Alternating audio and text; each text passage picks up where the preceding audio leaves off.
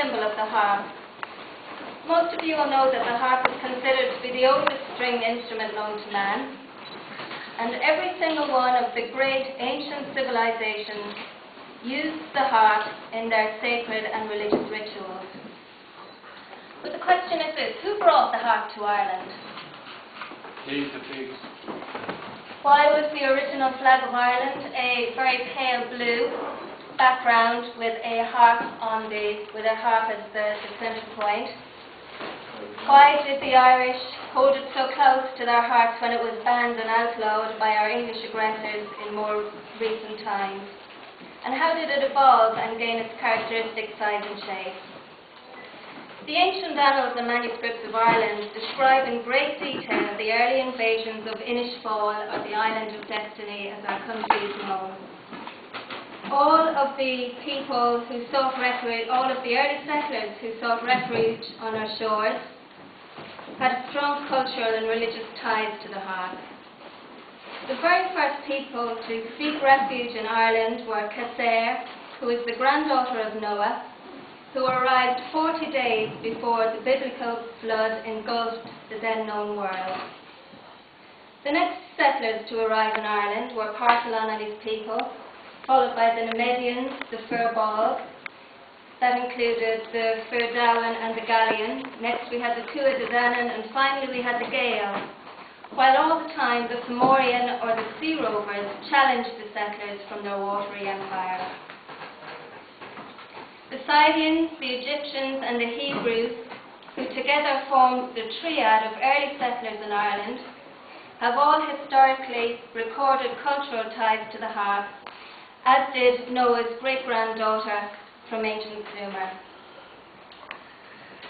Each of the settlers have a story to tell about the harp. The Scythians and their princess Scotia lent their name to the Scots. The people of Gael Glass lent their name to the Gaels. And three beautiful princesses, Éire, Bamba and Fulla, each lent their names and title to our country.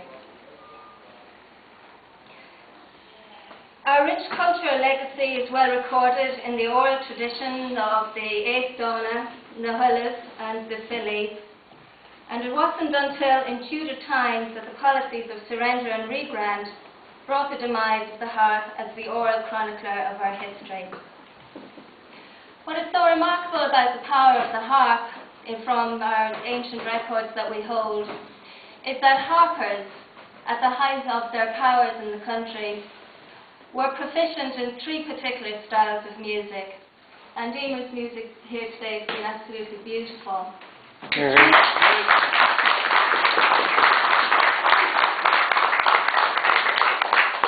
The three classes of music that an Irish harper had to be proficient in were called Gultréige, Giantréige, or Súintréige. Gultréige was music that was so powerful that anyone who listened to it would end up crying their hearts out.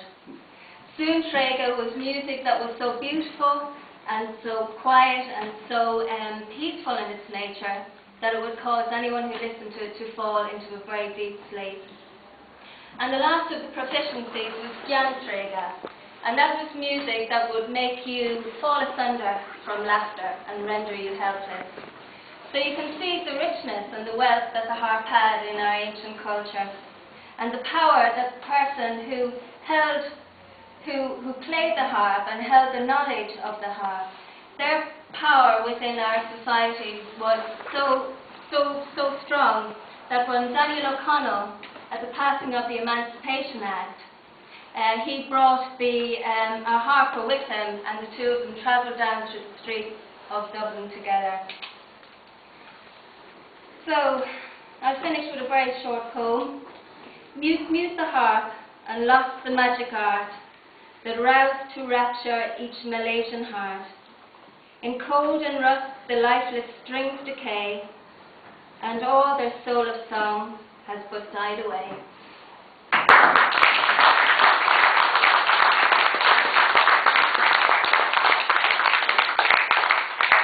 I'll just explain a few sections of look at the GAA took off the sovereign seal in Air off the medal in 2008. They said of studying mythology, it wouldn't detect anything. It's the five streams. The Fenian Brotherhood was the sister organisation of the Irish Republican Brotherhood.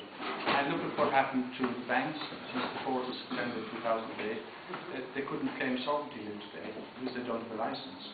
And look what happened to the factories, look what happened to the people. And they replaced it with the symbol of the serpent. That is how you look at, that's the Psaltery Anno Domini 2012, and you put it up to the light and you see the heart of the Psaltery. And if you want to, that's the sunship, carrying the sun. This is how Tutankhamun built his empire and built the pyramids of Egypt. And with all that now, that's your measuring tape, your thumb line, your straight edge, you divide it in two is how they built the pyramids. And that's the blueprint for the curragh. The strings are become the lats, and that's for the Atlantic Ocean, the keel. And that's the heart of the Psaltery. That is what grows the sunship, that's what grows all our bio and biomass. And that the harp ship controls all the cycles of life and all the time. If you want to construct a wheel, that's the feathers of the wheel, the strings become the spokes, and that's the eye. You tread the eye with knowledge, you tread the eye with light, you tread the eye with the axle, so man can rule the world. That's the pyramids of Egypt. Everywhere I turn that, a man learned to weave his cloth. All the grid and the graph, all the Celtic designs, they're all there on that. And all European civilization comes from that. I don't want to hold you up too long with geography, mathematics, science. And if you take Ptolemy and Copernicus and all those, you see Egypt had a 12-month calendar. We only had the winter and summer solstice, and so many days to grow our food. And Easter Sunday is the most important day in the Roman Catholic Church. And if you go to Termini to Rome, you'll see the eye up in the Basilica. And when the light shines through that eye, it's Easter Sunday after the first full moon for the whole world. Well, Copernicus was the one who mathematically worked that out. And if you see the string and the eye, that's the sun box and the sound box, how Newgrange was constructed. And I've just told you how they can determine the date for Easter Sunday. And you see it in old churches. You see the saint of that day. The light will rise and will shine through that. And that was the mathematics rule. It's also the abacus, how men learn to count, how men learn to write. Everything you want to see on that is there on that for that information. And that's why we shouldn't lose it.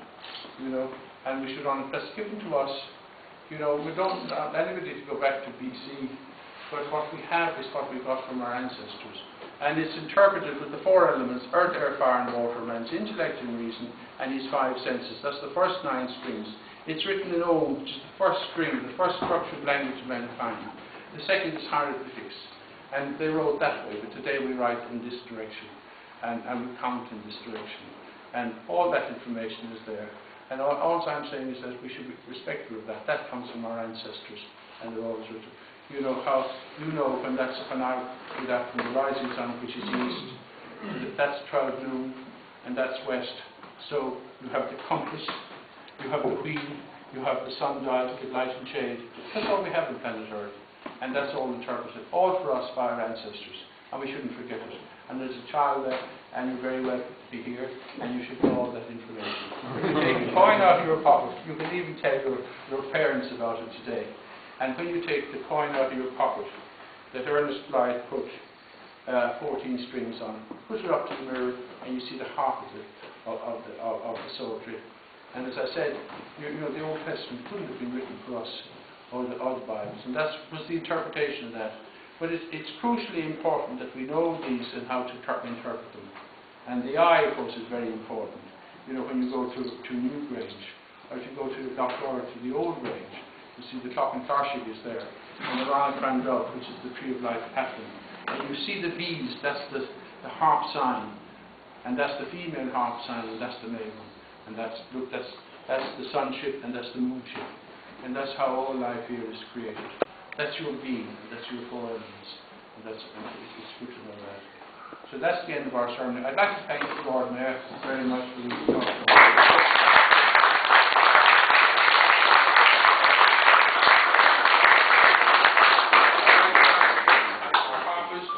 And I'd like to thank John and Davis,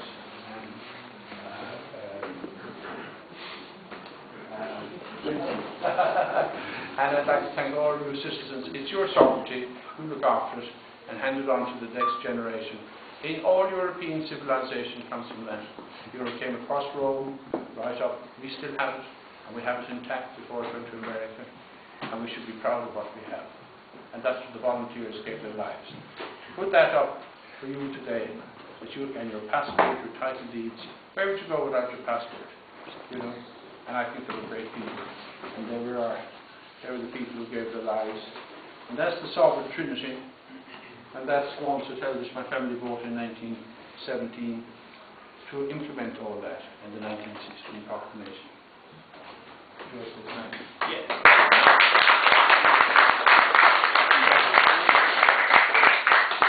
First of all, just about the organisation of today, it's an awkward thing to organise because this room is so small and there's only a limit to how many people we can get into it. So it's not possible. You want to get as many people to come.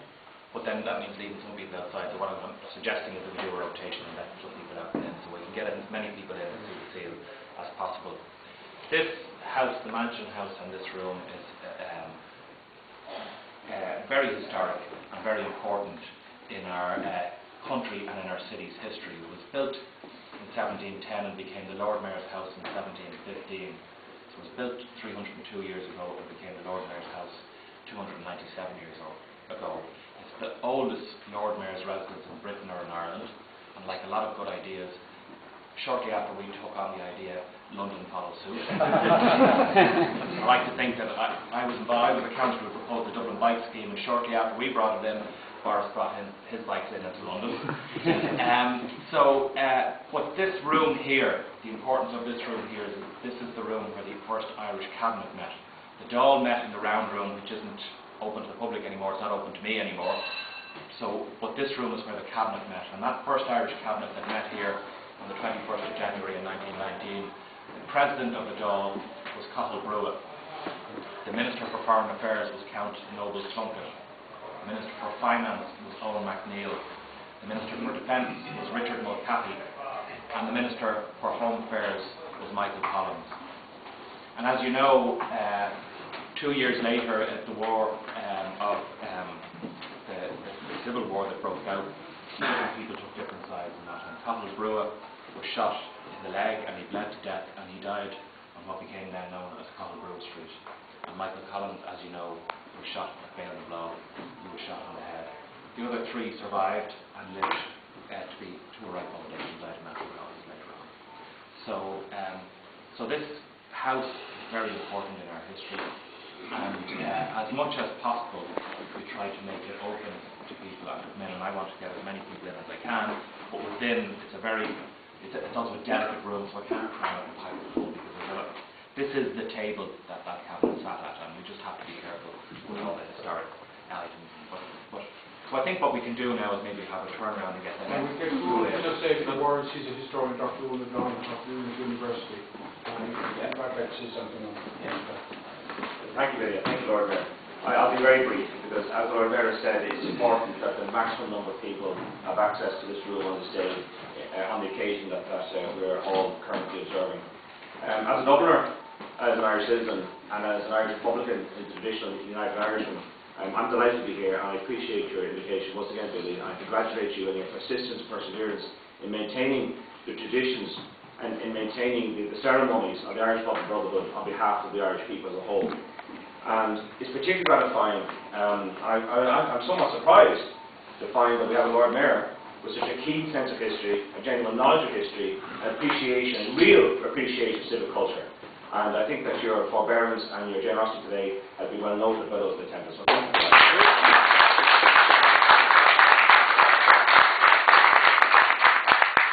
I'm not going to impose any more of your time, except to make one very brief point.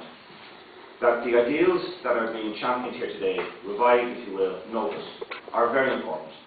And the essential task of marrying civic pride of citizenship to Irish national sovereignty and the essential path of self-determination in this country has never been more acute. We are living in exceptionally dangerous times, And I think that it's particularly important that people have a sense of their history and culture. Now, I came here determined not to make a political speech, but I couldn't stand back without noting one thing. Currently, the subject of history, which I have the privilege to be a practitioner of, in one of our ivory towers as such, that are often held in ill repute, and academic is a term of abuse in some quarters, right? But the subject of history is in danger of being annihilated. And I find this an act of pilsism, an anti-intellectual, a primeval backward step. Surely this is the very time we should be informing ourselves about not the glorious past, but the important Republican democratic heritage and traditions and engine that has brought us to where we have been, where we have currently achieved the state of evolution in Ireland. Now, certainly we are in dire trouble, but if anyone ever needed an object lesson in the importance of having sovereignty, we are living through it, and so indeed will my children and yours. This is a very, very perilous times, and I think that throwing the baby out with the bathwater to pay lip service to the notion of improving a potential workforce which is emigrating at an alarming rate, as our country is staggering from one form of dysfunction to another, is not the answer. So, in conclusion, there is nothing dangerous or seditious or worrying about us being proud of our past, about using it as an inspiration to go forward to a greater future. So, thank you very much.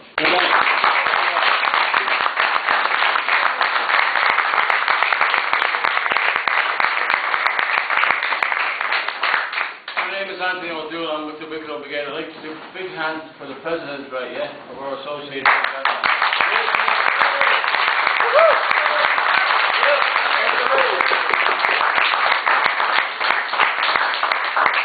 Thank you all very much for coming.